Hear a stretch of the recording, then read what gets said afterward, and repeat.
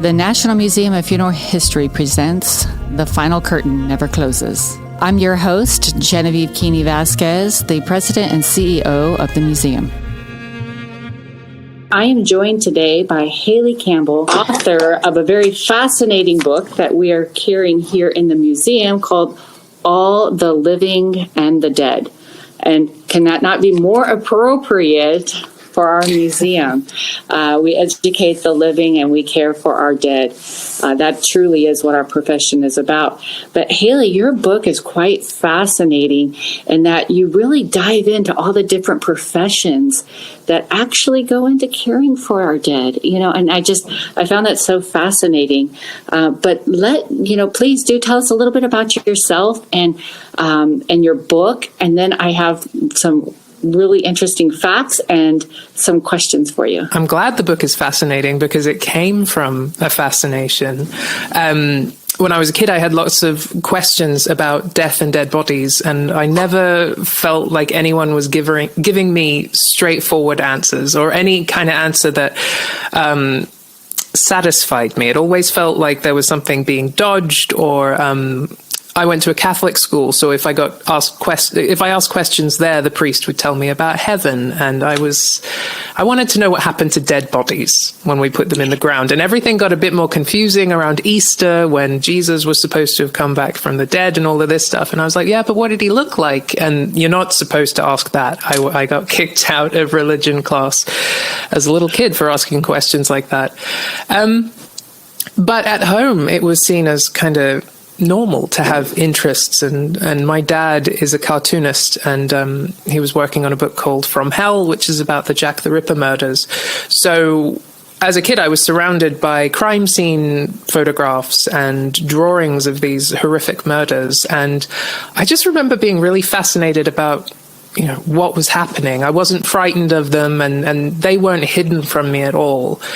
So I wanted to know more about that stuff, and that kind of extended to the actual death industry. When I was 13, a friend of mine drowned, and I just thought it was very strange that at the funeral, she, obviously she wasn't there; she was in the box, but I was kind of distracted through the whole process because I couldn't see her; it was a closed coffin. And I just wanted to know what she looked like, what had happened to her, and who had brought her there. There was this whole mysterious world that was just kind of behind the scenes that I became fascinated by. And I've carried that through my whole life. I became a journalist, and one of the really cool things about being a journalist is you can just exploit your position to go and ask questions about things you're personally interested in. And it's taken me to all sorts of places. And, the back rooms of museums I find really interesting, like the Natural History Museum of London that has a giant squid in a back room. There are just all of these fascinating things in the back rooms of museums because museums only have a certain amount of space. Correct. So one of my favorite things was to ask a museum curator, what have you got that you love that you can't put on show? So I did a lot of journalism about that sort of stuff, and I found more and more I was kind of going down avenues of death. And I found there was a museum curator who had lots of Victorian death masks that had been in the collection of a long dead phrenologist. And they didn't really know what to do with them, so I wrote a whole piece on them. And then I wanted to write a book about people who work with dead bodies because, why not? I wanted to write a book, and that was what I was interested in. And I could see that each person had all of these interesting stories behind them in terms of how they came into the job, what they actually do, and how it changes them, how they deal with it. So I proposed this book and sold it, and then I went on this journey to write it, and I had this huge list of people, jobs really, not actual people, that I wanted to write about. And it took a long time to find people, and not only find them, but kind of get them to trust me. Because you will have seen this, but when people write about death, it really irritates me when other people write about death, because they do it in a kind of jokey way or a salacious way, and it's very rare to find something that is factual and beautiful and not patronizing. It's just, here's what happens. And so that's what I wanted to do, but trying to convince people who have been in embalming rooms their whole lives, and whenever they've been written about in newspapers, it's been kind of gross or like a faux horror story kind of thing. They're like, why do you want to talk to me? So that was the thing I found really hard, trying to find the actual people. But I found them, and I found these amazing people who, once you got them talking, they were unbelievable. It's like they had all of these stories that no one had asked them about before. So they just sort of unloaded in a way that was really useful to me as a journalist. And I hope it's made a good book. It's so interesting. I have to highlight some of the things you talked about. You and I are very similar. One of the things that jumped out at me in your book, first and foremost, was you were the age 7, and so was I. When I first had my introduction to death as a child, and my curiosity began to take form. I think my main thing was, what does death look like? And I didn't have photos that were laying around like you did. I could only hear about it on the news or something, and so my curiosity began. Was stirring as to me is, what does death look like? What is this death that they're talking about, that I hear about, and why don't they ever show it? They'll talk about it, but you don't ever see it. And so it took a very long time. I did not get to see my first dead body until I was 17, doing a project research paper in high school on professions. Right. And so all of my projects in high school were death related. People, there's a sense of, being morbid, but then there's this curiosity that's not morbid. It's, to me, scientific. I wanted to understand what the body went through scientifically, medically, right before death, during death, and after death. What does that look like? And so that was where my curiosity took me, and I went into the medical field to understand the human body. And it's so interesting that our paths seem to be quite parallel in that. And I too was around, I began surrounding myself around death. I say my whole life was about death. And my children, were exposed through my chosen professions. And they too, like you as a child growing up, they also were very much exposed to death. Yeah, and we can't be the only ones. But when you were 7 and you had all of these questions and you were interested in it, how did the adults around you react? I didn't tell anybody for a long time, but I was always searching. I just remembered searching for a dead body. It was my curiosity. Yeah, like they happen in Stephen King short stories. You might find one, you never find one. Yeah, exactly. Yeah. And so it was interesting because back then we didn't have like the access to stories and to information like we do now. So I was very limited in my research or my my hunts to try and find. I didn't find anything until I got older, and I started saying, well, maybe I'll be able to get to see if I start doing paperwork on the professions that work with them, We did the same thing. I know. And so my paper was on a county coroner, and I got to go to the county coroner's office because I was doing a research paper on them. And unfortunately, because my mother didn't go, I was under the age of 18. He said, well, I can't let you actually into the lab because I don't have parental permission. However, I can show you photographs. So I was very nervous because I didn't know what I was going to see. And he held a Polaroid picture. He took it out of the binder, and it kind of fell out of his hands and did a flip. And in that moment, as it was actually flipping, I caught a glimpse of the photo. And I was a little aghast, right? Taken back. I was like, a little like that. And then when the photo landed face up, I kind of looked at it, and unfortunately somebody had drowned, and they were in the water for several days. So they were very bloated because of the water, and very dark because of the decomposition. And I just remember that when I looked at it, all of a sudden I became very interested and intrigued. And I was just like, oh my gosh, so this is what death looks like. But in that split second, you were aghast, because I was, yes. I find that if we have a little bit of information, not all of the information, that's more frightening to me, because your imagination just fills it with information you do have, but from other places like video games or films or whatever you've seen. To me, it's like, you know, when you wake up in the night and you might see like your coat hanging on the back of the door and you go, oh my God, it's some guy. And then you turn the light on and you go, it's just my coat. Yes. It's the little bit of information is worse to me than just telling me everything. Once I've got everything, I go, oh, it's just that.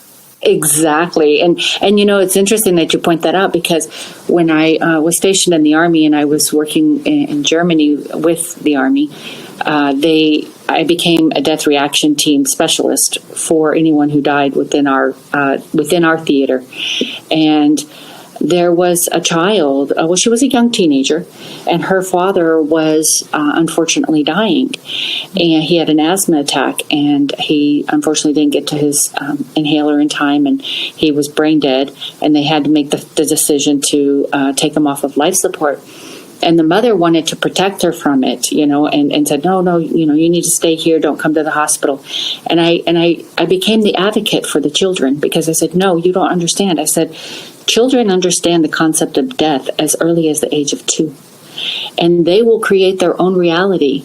And sometimes the reality that they create is worse than the real reality of the situation. So I always encourage families that if a child wants to learn, if a child wants to be part of, allow them. Don't force it on them, because then that's when it becomes scary. Yeah. But if they're curious, allow them, because the reality, like you said, it's not as frightening as how they imagine. You know? Yeah, exactly. I have a friend whose great-grandfather was in Auschwitz, and he died about a month and a half ago. And there was a big funeral here in London, and you know the royals came, and it was huge. But my friend was the only family member who brought his kids, his little, so this would have been like great grandkids. Everybody else said, oh no, we don't want to bring the kids because this will frighten them. And my friend, you know, phoned me and he said, I feel like I did the right thing. Did I do the right thing? Like based on everything you've found out from the people you've met? And I said, yeah, based on what I wanted as a kid, you've done the right thing. Yes. Just showing them. Yeah, it's a part of life. And, you know, that's one of the things, you know, here at the museum is that people will ask me, should we bring our children? You know, is it family friendly? I said, of course, it's very family friendly. I said, because death is a part of life. And what better way to introduce the concept of death to your children than coming to a neutral environment like the museum? It opens up the subject matter. It allows them to be curious of the things that they hear on the news or the things that they see on movies or on television or in the video games. All of that is not real. And so sometimes I feel that the media does an injustice because they desensitize people to death. And then when death actually happens, they're like, whoa, where'd all these emotions come from? Where'd all this fear? You know, all of a sudden Exactly. You're just plummeted with all this stuff that does not translate to the way you felt when you were introduced to death through media, you know? So, yeah, I don't understand why we don't like to talk about death, but we're a death-denying society, and death is a taboo, and I think it's been a taboo for thousands of years.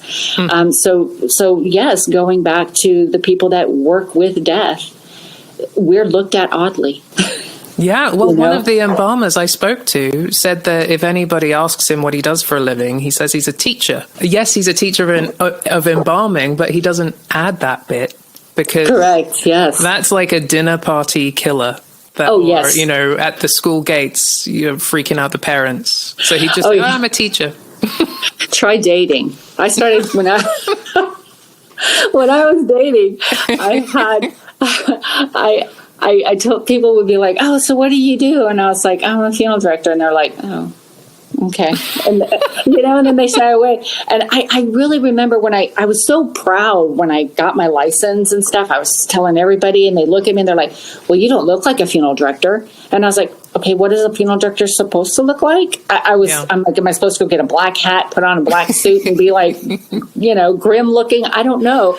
And then when I went to my first industry convention, and it was so interesting because everyone left, from the convention and went to the bar, and I didn't know any of these people, and I sat down at the bar and I was talking to some people there, and then I said, "Well, what do you do?" And they said, "We're funeral directors." I said, "Oh my gosh, I'm a funeral director too." And I was like, finally, I have to be amongst them in order for us to have a conversation that's acceptable, Yeah, I went to a convention here in the UK, and it was like that. Suddenly, everybody was, there was. Funeral directors are not what you think they're going to be when you're growing up. You think, they're kind of dour, solemn people. But my experience of them is they're really funny.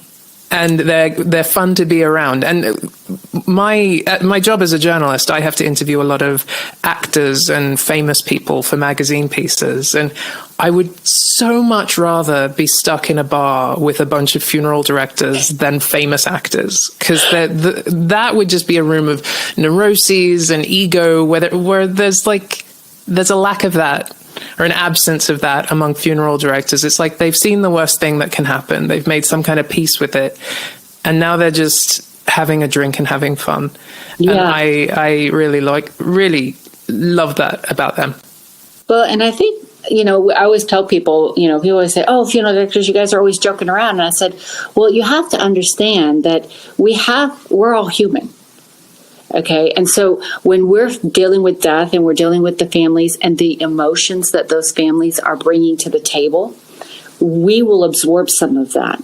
It's just natural for us to absorb the emotions of others. And so we have to be able to come back into balance of our own emotions so that we can function and be able to be ready to help the next family and do it all over again. And so we tend to try and maintain that balance by being funny and really enjoying life and really embracing life for what it is, because you're right. We do see that death is very much a part of life. And I think we embrace life more. And that's one of my main missions at the museum, is that I want people leaving the museum wanting to live a fuller life, because now they know that death does happen, and death is very much like the thing next door. But you and your people do balance it out by, you're living at both ends of the spectrum.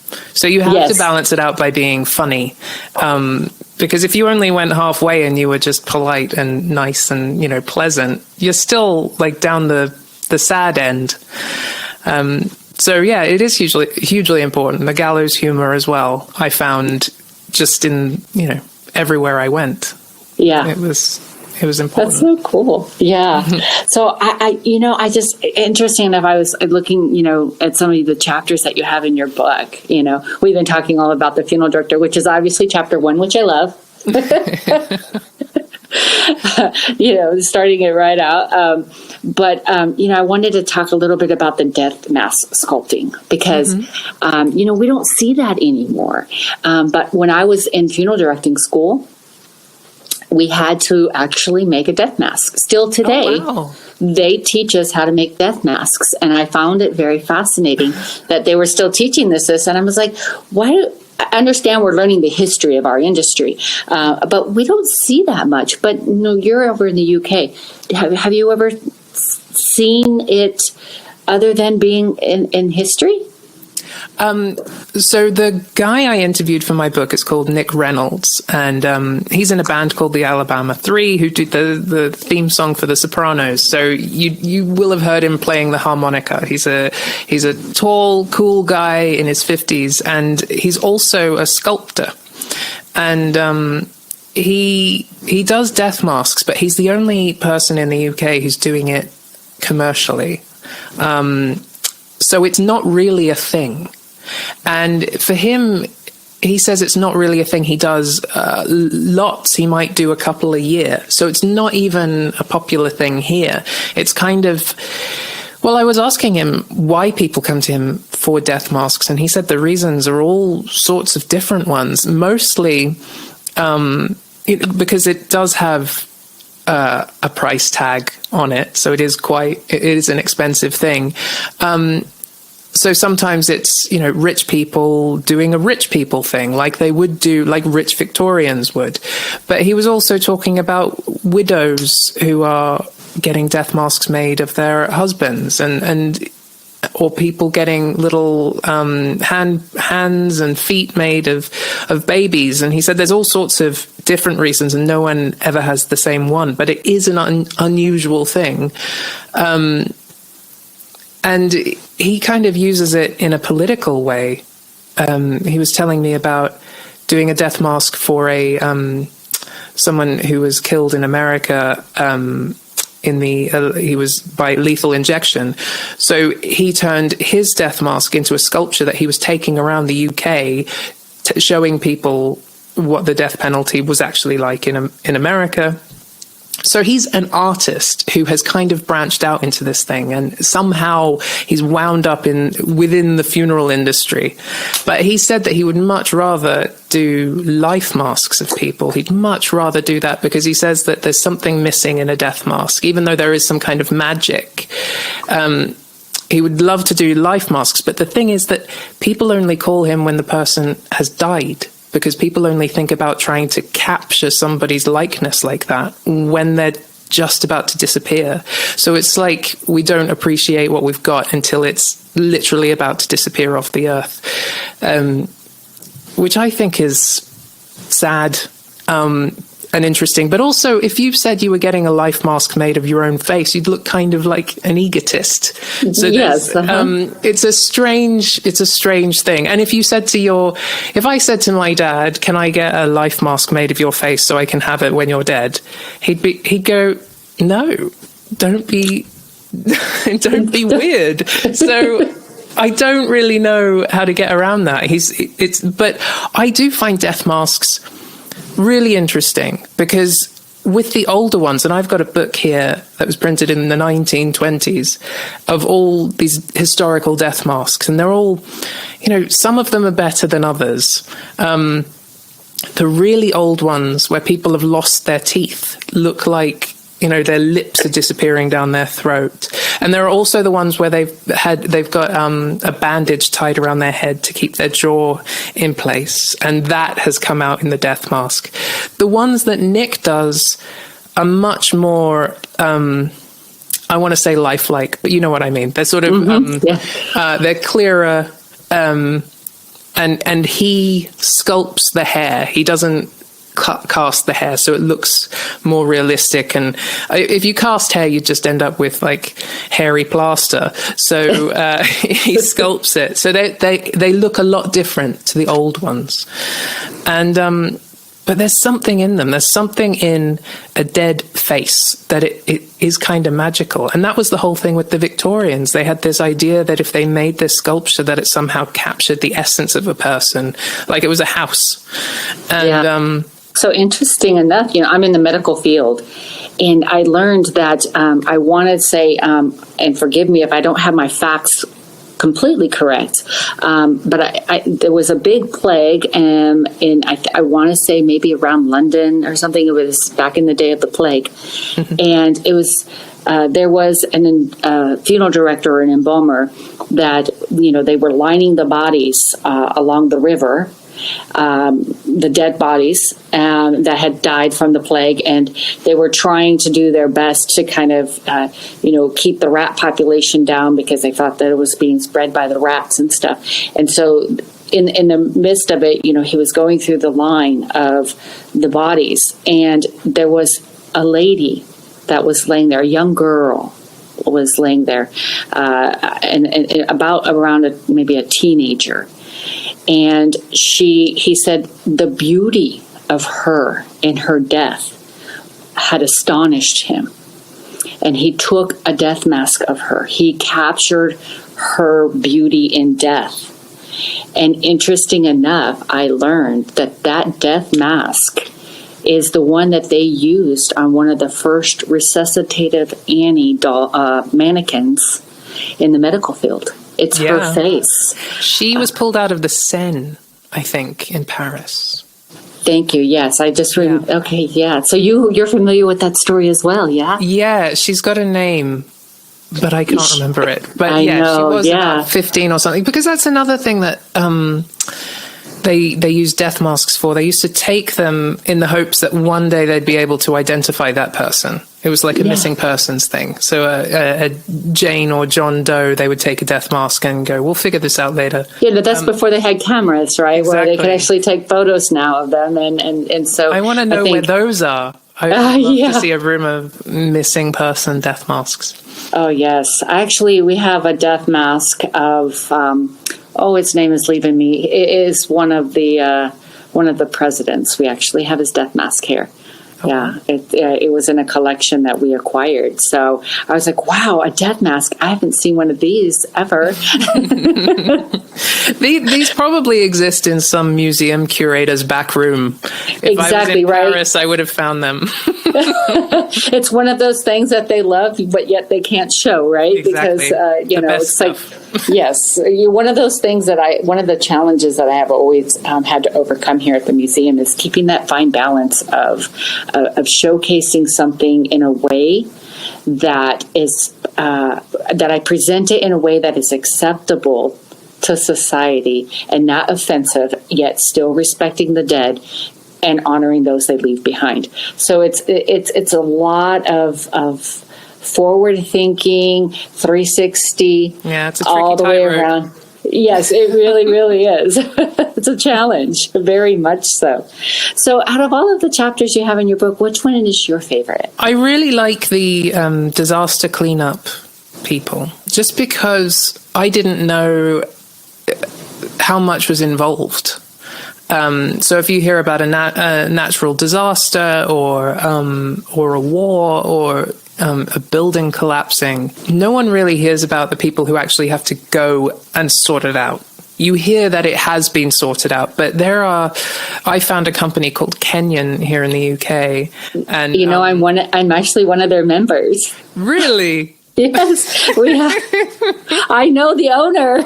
Really? Crazy small world. Yes. Okay. So little backstory on Kenyon. Mm-hmm. Their building is right next. It used to be right here down the street from me. This is ridiculous. I know. And inside their building, we actually had some of our larger vehicles because we didn't have enough space. Uh-huh. So they lent part of their warehouse to us, and so we had to go and clean out the warehouse when they started to expand of our museum items.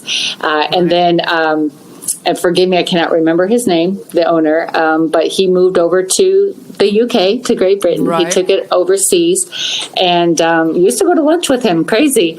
And I actually went to their training. I'm one of their official members as well for disaster relief. And then when they went to the UK, they moved. They kind of went quiet over here.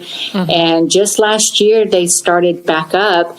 And my husband, who's a pilot, I brought him on board, and now him and I both are members.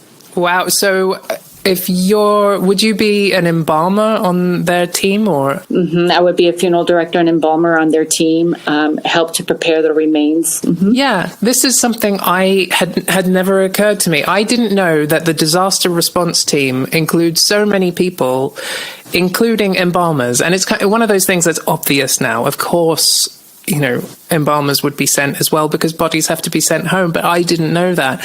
And I was being introduced to all sorts of people in their London office, people who had formerly been firemen, policemen, like high up people in the police in Scotland Yard, hugely organized people with medals and all sorts of things. And the guy I interviewed, Mark Oliver, I don't know if you ever met him. He used to be a homicide detective. Oh, wow. Here in London. And when he retired, he got a job at Kenyon. It was like he thought he was retired and they pulled him in because he'd been he helped identify the dead from the mass graves in Kosovo, and had worked on various, there was the tsunami in Sri Lanka. And so when he retired, they said, well, you're obviously going to get a job here. And so that's who I spoke to. And all of his stories were so fascinating. And when I was there, their warehouse which had all of their embalming tables and vehicles, and was right near Heathrow, because everybody has to be ready to jump on a plane. But the warehouse was full of stuff that had been pulled from Grenfell Tower, which is a tower block in London that burned down a few years ago because the cladding, or, it was something to do with how the building was constructed and maintained that meant lots of people died. And lots of people lost their homes and all of their belongings. And so the warehouse was full of things that had been burned and pulled out of the building, because they were washing everything and returning it to the people. Because I didn't know about that either. He wrote a book, and I actually have the book. I haven't read it yet, and it's called Personal Effects. Yes. Yes. Do you have it? I haven't read it. No, I haven't read it. But the personal effects thing, Mo said that the police don't really bother with that kind of thing. So it's something that Kenyon does, and they do it with distinct honor. They treat it with delicacy, respect. Because like they say, they'll uncover a watch. Mm-hmm. And that might be the only thing that's left of that person, and to be able to return that to the yes, exactly, and to be able to return that to the family, it's huge. It's amazing. It was a warehouse full of stuff like that. And I was looking through the binders of things that they'd pulled from the wreckages of planes, like novels that were now fat and bloated because they'd been in the sea, And the story that really got me was that when they were in the building in Grenfell Tower, they found this tank of fish. And somehow, despite the fact that the building had been on fire, the electricity had been off for weeks, there were 27 dead fish in this tank, but 7 living ones. And so they took the living fish back to the Kenyon office, and they found the people who owned the fish, and they said, do you want these guys back? And the family, they were living in some temporary accommodation. They said, we can't take the fish. So a Kenyan worker took them home, looked after them, and somehow they managed to breed. And so they now have a baby fish, and they've named him Phoenix, which is just the strangest thing to come out of a burning building, a baby fish. Oh my God, that just gives me goosebumps. It just goes to show that that there's so many levels in caring for the dead than just the obvious. And there were so many stories, like the embalmer I interviewed, not for the chapter on Kenyon, but he was a Kenyan member. Just hearing about embalming bodies in a tent somewhere on an island. And he was talking about how there was one person on the plane who they knew the plane was going down, and he had enough time to write his wife a letter on his shirt, because he knew that if he wrote it on a piece of paper, that would be lost, but at least a shirt had more chance of being found with him. So Kevin, the embalmer, was peeling the shirt off this man and had it returned to his wife. And that is, one of those little, he could have just ripped the shirt off and done his job, but it was one of those hugely important small acts that I kept finding them everywhere. Everyone I spoke to was doing these small little things that no one would notice if they didn't do it, but it would be hugely important if they did. I think that's one of the things that I profoundly love and appreciate about the profession I am in, is that the attention to detail and going above and beyond, and actually putting our own emotion into the work that we do, because it's like, if this was my loved one, what would be important for me? Mm-hmm. What was it? What would I need to continue on? And so it's those little things that we try to think about that might bring comfort or help somebody to get to that next level in grief. When I told people I was writing a book about people who work with death and dead bodies, but everyone would go, isn't that depressing? Or isn't that frightening? And I find it reassuring to know that there are people out there doing this kind of stuff, because I find it reassuring. So people have said to me, should I read this book if I am currently grieving, or I've had somebody die in the past? Will this gross me out, freak me out? And I can't speak for everybody, but I find the knowledge really, really helpful. So that was the main thing I got from doing all of these interviews and finishing the book, that just that sense that somebody is taking care of it somewhere. There was a funeral director who said that the thing that people always forget when they bring the bag of clothes for their family member to be buried in, they always forget the underwear. And I don't know if that is true. You're nodding. Yeah. They do. It's the undergarments. Yes. So he kept as standard in his funeral home spare underpants and spare socks, because he just couldn't bury people half dressed. And I love that story. And, I interviewed 2 elderly grave diggers, and I spent a day with them in a graveyard here in England. And I noticed just before they dug a grave, and just before the vicar came to do the ceremony, he tucked this little pot of soil behind the headstone. And I looked in it and I said, what's that for? And he said, it's for the vicar to throw on the coffin for the ashes to ashes, dust to dust bit. But the soil in the pot was dry and really fine. And the stuff that had come out of the ground, it's England. So it was clay and it was wet and it was heavy. And I said, but it's different. And he'd been doing this. This guy was in his 70s, and he'd been doing this since he was a teenager. So it had, this pot was old, and it never would have occurred to him to tell me about it, because he's forgotten it. But he collects in that pot molehills from his garden, because the soil is finer and it lands on the coffin softer. You're not throwing a hunk of clay onto a coffin, so that, the noise stuff like noises freaks out grieving people. Of course. But you never know what is going to set you off.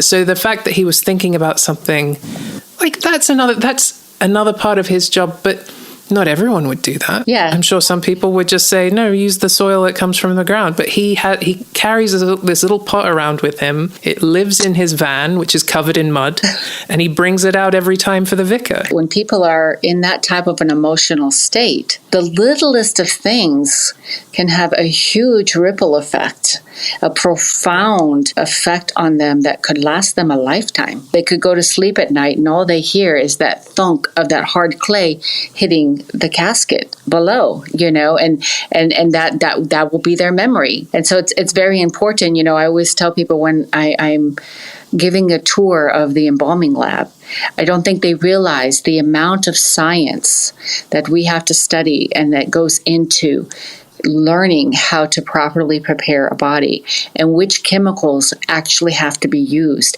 depending upon the situation of the body. And we don't get the cause of death. They don't tell us what they died from. We have to, we look at the body, and there are certain things that we have learned to identify. And it's through that identification and the condition of the body will tell us what chemical makeup we need to utilize in order to embalm. Because if we have somebody who's jaundiced, they've had a liver failure, and we don't use a jaundice fluid upon them and inject them with it, we will turn them a formaldehyde gray. And there's no cosmetic that's going to cover that grayness to that skin tone now. And we only get one shot at this. There's no do-overs. And when you make that kind of a mistake that you can't erase, that's going to impact those family members for the rest of their life. Our job is very important, not only to leave a good impression upon our profession itself, but what do we want? What kind of memory and emotional impact do we want to leave for that family? Yeah, that's something I didn't understand about embalming, because I came to embalming from the perspective of, I've read Jessica Mitford's book. Oh, yeah. Which I love her, but I came in with an opinion, and I had embalmers kind of sigh and say, yeah, but you don't really understand until you've seen it. And getting into an embalming room was the hardest part of this book. And it should have been hard to get in there. I completely understand. But there was a lot of like character vetting, making sure I wasn't strange. But watching someone being embalmed was like a magic trick. It was the one I saw when I walked in. It was a really emaciated old man. And as they embalmed him over the 2 hours or whatever it was like he aged backwards. And when I looked on his death certificate, he was only in his 40s. But cancer had ravaged him so much that he genuinely looked in his 70s when I came in. But it did make me wonder, like, if you've watched somebody become ill and die, and you see them just before they die, and then you go to see them at the funeral and they are sort of, puffed up and looking more like themselves, I might find that strange. Just to go back in time, like it had undone something. He was he looked so much more like himself, but I still found it a strange thing. But the whole making somebody look like themselves was... Kevin, the embalmer, was talking about a wife who'd written to him to say thank you because her husband had died in some horrific machine accident. And it was a big reconstruction job. And she wrote him a letter saying, he wasn't perfect, but you gave him back to me. And so I began to see that it wasn't, undoing something. It wasn't lying. It wasn't, all of these things that Jessica Mitford had written.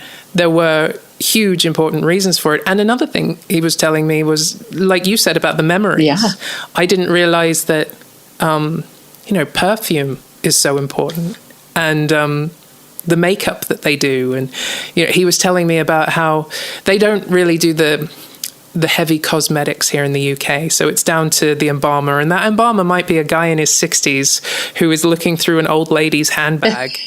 And, they're finding the lipstick that's mostly, that's nearly empty, and the eyeshadow where you can see the silver. Yes, exactly. And they're going, well, these must have been her favorite ones. And they're trying to make her look like she looked. Yes, exactly. Playing some kind of detective. Yeah. So I loved that. It was much more than just the science. Yes. It was something. Well, interesting. I have a personal story that I was involved in. Is my very dear friend who's family to me. Her brother was, he always traveled to work in different countries. And this particular time he had traveled to Mexico for his job, and he died from a heart attack. And, she called me to tell me, and it was a Friday. And she said, girlfriend, we need to get him moved out within 72 hours or they're going to bury him there. And so I, called in all of the people that I knew, and I said, I really need your help. This is family, and they've passed away internationally, and we need to expedite and get them back home. And so we found a funeral home in Mexico to get him transferred to. They didn't have refrigeration over there, and it was in the summertime. And they had done an autopsy, and every country does autopsies different.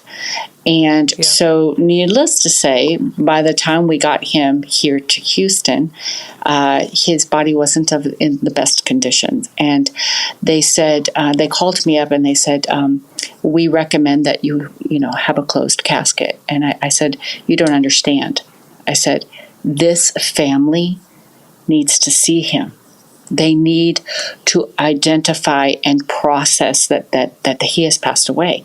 I said, because if they just see a box and it's closed, they're going to have questions. Their mind is going to allow them to think that he's going to walk in that door one day. Because he just got on a plane. He just got on a plane. And they needed to truly see him as best as, So we got, one of the best embalmers that we could find here and called them in and, embalmed him. And thankfully they restored him as best as possible. And we had a private viewing. And still, of course, his wife, rightfully so, said, "This isn't my husband." Of course, she's in death denial. "This isn't my husband. They sent the wrong person. They mixed him up. They, mistaken identity. And this is somebody that looks like my husband." And so I finally, I told her, I said, "Focus on the things you recognize." I said, "Look at his hairline. Look at the mole on his face." I had to really, kind of snap her out of this thought process she found herself in, trying very hard to not believe that this was her husband. But it was very important for me to make her see that it was her husband, as hard as it was. Sometimes that's part of our job, is doing that hard work of getting them through that. And then we finally said, okay, we all, it was like 20 minutes. Unfortunately, we couldn't stay longer because, we needed to get him back into refrigeration because the fumes, embalming fumes are, they can be quite strong. And so we unfortunately couldn't stay very long, but mission was accomplished. I was happy knowing that I was a funeral professional, and knowing that I was able to make that type of an impact for this family, knowing that I was able to step in and be there for them when they needed it most and didn't even know they needed it, and I think that's what's very important. And I think that so many times people don't realize that everybody has a very special place in caring for the dead, whether they're a crime scene cleanup person or a grave digger, whatever their job is. If it's death related, I think it's important to know that every aspect of it is done with the utmost care, respect, honor, and it has to be done. It's a job that has to be done. Yeah. Why not hand it to the people who, I want to say, we are destined for it. The job chooses us. We don't choose the job. Well, it sounds like I should have interviewed you for